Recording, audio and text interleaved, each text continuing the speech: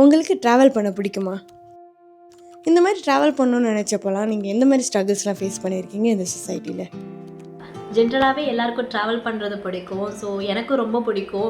எல்லா விமென்ஸுக்குமே ரொம்ப பிடிக்கும். Actually when it comes with close friends கூட அவங்களுக்கு வந்து லைக் பண்ணுவாங்க ட்ராவலிங் மோஸ்ட்டாக. எனக்கு வந்து ஆக்சுவலாக 2 பொண்ணு.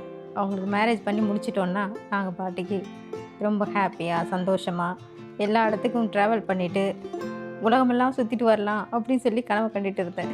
நான் யூஸ்வலி பயங்கரமான இன்ட்ரோவர்ட். எனக்கு பெருசாக ஃப்ரெண்ட்ஸ்லாம் கிடையாது. இப்போ எனக்கு சோஷியலைஸ் ஆகி மிங்கிள் ஆகி மற்றவங்க கூட ட்ராவல் பண்ணணும்னு தோணுது. பட் அதுக்கேற்ற கரெக்டான ஆப்பர்ச்சுனிட்டி எனக்கு கிடைக்கல. பட் அது பாய்ஸ் அண்ட் கேர்ள்ஸ் 2 பேரில் பார்க்கும்போது பாய்ஸ்க்கு அந்த ஆப்பர்ச்சுனிட்டிஸ் ஈஸியாகவே கிடைச்சிரும். பட் கேர்ள்ஸ்ன்னு பார்க்கும்போது கேர்ள்ஸ் பர்ஸ்பெக்டிவில் நிறைய அப்ஜெக்ஷன்ஸ் அண்ட் டிஃபிகல்ட்டிஸ் ஃபேஸ் பண்ண வேண்டியது இருக்குது. So family side and work life பேலன்ஸும் மேனேஜ் பண்ணுறது ரொம்பவே கஷ்டமாக இருக்கும். பட் ஆனால் ஸ்ட்ரேஞ்சர்ஸோடையோ இல்லைனா வந்துட்டு ட்ராவல் பண்ணுறது அவங்க வந்து லைக் பண்ணாங்க. But not strangers in sense gents கிடையாது. ஒரு உமென்ஸோட ட்ராவல் பண்ணும்போது they will love it.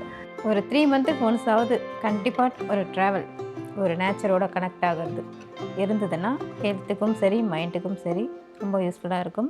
So நம்ம ஒரு ஈஸியாக வந்து கேர்ள்ஸ்ன்றது வந்து இண்டிவிஜுவலாக பிளான் பண்ணியும் ஸோ அந்த ஒரு பிளேஸ்க்கு வந்து நம்ம போக முடியாது. இதர் நம்ம பிரதரோ ஒரு ஹஸ்பண்டோ கூட தான் வர மாதிரி இருக்கும். அது இல்லாமல் இப்போ வந்து கேர்ள்ஸ் ட்ராவல் பண்ணுறது நிறைய பேருக்கு ஆசை இருக்கும். பட் அதில் பார்த்திங்கன்னா ஒரு 10ல் 1% தான் வந்து எல்லாருமே வந்துட்டு கேர்ள்ஸ் இப்போது ட்ராவல் பண்ண ஆரம்பிக்கிறாங்க.